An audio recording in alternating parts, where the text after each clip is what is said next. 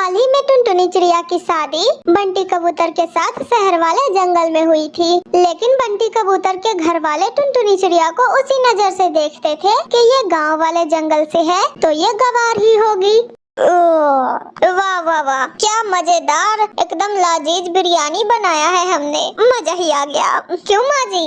टुनटुनी चिड़िया की सास बबली कबूतरी तो बड़े अजीब तरीके से टुनटुनी चिड़िया की तरफ देख रही थी। अरे क्या हुआ माँ जी, आप ऐसे काहे देख रही है? लगता है आपको बिरयानी ज्यादा पसंद नहीं आया। अरे कोई ना बंटी जी, आप ही बता दो।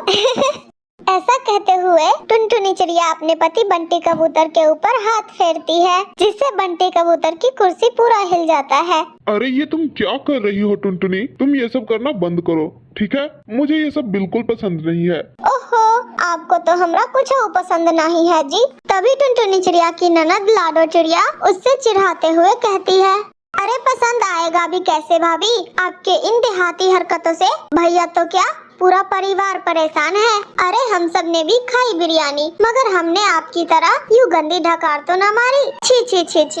इल्लो, अरे लाडो तुम क्या चाहती हो? हाँ, का हम मर जाए? अरे भला डकार मारने में ऐसा का हाल, ये तो नेचुरल है। अरे अगर हम ये सब ना करेंगे तो क्या कहते हैं, तो हमारा बॉडी ठीक से फंक्शन करना बंद कर देगा। अरे भाभी, अब आप अपनी इन देहाती हरकतों के साथ इतनी हैवी अंग्रेजी तो ना बोला करो, ठीक है? ये सब आपको बिल्कुल भी शोभा नहीं देता है। लाडो चिड़िया का ये बयान टुनटुनी चिड़िया के दिल पर लग जाता है, और क्योंकि टुनटुनी चिड़िया भी किसी से कम नहीं थी, वो पट से अपनी ननद को जवाब देती है, अरे हाँ हाँ लाडो, अब तुम कहती हो तो हम ना ही बोलेंगे, और वैसे भी तुमको ये अंग्रेजी का शब्द तो बिल्कुल भी समझ में आता नहीं होगा, भला तुम भी अनपढ़ जो ठहरी। क्या क्या बोला भाभी आपने मुझे अनपढ़ कहा? बहू, तुम्हें ऐसे नहीं बोलना चाहिए था। वाह वाह वाह, अगर ई हमको गवार बोले तो ठीक है, और अगर हम इनको अनपढ़ बोल दिए तो हम बूढ़े हो गए भाई। अरे तो गवार को गवार नहीं बोले तो और क्या बोले? हाँ तो हमने भी क्या गलत कह दिया? अब तुमको पढ़ने का मन नहीं करता था, इसलिए तो तुमने स्कूल में ही पढ़ाई छोड़ दी, तो अब हम तुमको अनपढ़ ही कहेंगे ना? बस करिए भाभी, मैंने स्कूल में नहीं कॉलेज में पढ़ाई छोड़ी थी, और अनपढ़ उसे कहते हैं जो ठीक से पढ़ लिख ना पाए। अरे हमें ना सिखाओ, समझी? हमने पूरे कॉलेज की पढ़ाई की है, और हम तुमसे तो काफी अच्छे हैं। अरे जाओ जाओ भाभी, आप कुछ भी कर लो, लेकिन रहोगी तो गवार ही। ननद भाभी दोनों को इस तरह से बहस करता देख बंटी कबूतर को बहुत गुस्सा आता है, और वो गुस्से में वहाँ से उठकर चला जाता है। अब देख लो तुम दोनों के तूतू में मेरा बेटा बेचारा बंटी यहाँ से उठकर चला गया। अरे क्या जरूरत थी दोनों को इस तरह से लड़ने की? माँ देखो, तुम ये मुझसे मत कहो, अपनी इस गवार बहू को समझाओ, ठीक है? चुप कर जा लाडो। इसके बाद लाडो चिड़िया भी गुस्से में अपने कमरे में चली जाती है, और फिर टुनटुनी चिड़िया भी। हे भगवान, पता नहीं अब इन दोनों का क्या होगा। मुझे तो पहले लगता था कि इन दोनों ननद भाभी का आपस में बनेगा, मगर इधर तो उल्टा ही हो रहा है। इन दोनों के चक्कर में मेरा बेटा बेचारा बंटी बीच में पिस जाता है। ऐसे बबली कबूतरी भी परेशान होकर अपने कमरे में चली जाती है। ऐसे ही दिन बीतने लगते हैं। आए दिन दोनों ननद भाभी में किसी न किसी बात को लेकर एक न एक टक्कर हो ही जाता था। ऐसे ही एक दिन गोरी कवि की अपनी सास बूढ़ी कवि से बिल्कुल भी नहीं बनती थी। दोनों में हमेशा नोक-झोंक होती रहती। एक दिन गोरी कवि अपनी सास बूढ़ी कवि की पुश्तैनी अलमारी खोलती है। उस अलमारी में गहनों की डिब्बियाँ रखी हुई थी। उन डिब्बों में से गोरी कवि एक डिब्बा बाहर निकालती है और डिब्बा खोलकर गहने देखने लगती है। हाय, कितना अच्छा है ये सोना का हार। पता नहीं मेरा उस बुढ़िया से कब पीछा छूटेगा, और कब मैं ये सोने का हार अपने गले में पहनूंगी। पीछे से गोरी कवि की सास भी आ जाती है। अरे बहू, मेरे गहनों के डिब्बे खोलकर तुम यहाँ पर क्यों खड़ी हो? क्या कर रही थी गहनों के साथ? कुछ नहीं, मैं तो बस अलमारी की सफाई कर रही थी, तो मैंने सोचा इस डिब्बे को भी खोलकर देख लेती हूँ।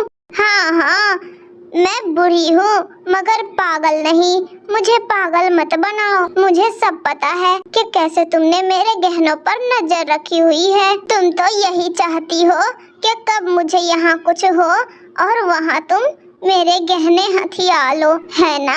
हाँ, चाहती तो मैं यही हूँ, मगर पता नहीं तुम क्या खाती हो कि तुम्हें तो कुछ होता ही नहीं। टुनटुनी चिड़िया की भी मेरे साथ ही शादी हुई थी, मगर उसका नसीब कितना अच्छा है, उसके साथ ही उसकी सास मर गई। अब उसे कोई भी कुछ नहीं कहने वाला है। और एक मैं हूँ यहाँ बेचारी कौवी के जिस पर 24 घंटे एक बुढ़ी सास नजर गड़ाए रखती है। अच्छा, आने दो मेरे बेटे कालू को घर, मैं उसे आज सब कुछ बताती हूँ, सब कुछ बताती हूँ। फिर जब शाम को कालू कौवा अपने काम से घर लौट कर आता है तो उसकी माँ गोरी कौवी की शिकायत करती है उससे। बेटे कालू, मेरे बेटे, मैं तो बूढ़ी हूँ, कभी गलती से मेरे मुंह से कोई बात निकल जाती है तो तुम्हारी पत्नी गोरी कौवी तो उस बात को ही पकड़ कर बैठ जाती है, हर समय मेरे मरने की कामना करती रहती है। बेटे माँ, आपने ही तो अपने पसंद से गोरी को अपनी बहू बनाकर लाई थी ना, और आप खुद ही अभी उससे तंग आ गई हो।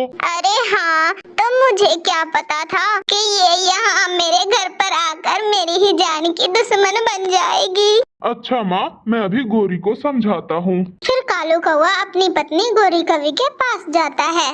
आ गए हो अपनी बूढ़ी माँ की बातें सुनकर, अब तो जरूर उस बुढ़िया ने तुम्हें मेरे खिलाफ पटिया पढ़ाई होंगी। गोरी, अब वो बूढ़ी हो गई है, अगर गलती से कभी कुछ बोल देती है तो तुम ही चुप हो जाया करो ना, मगर तुम ही आगे से बढ़कर जवाब दे देती हो।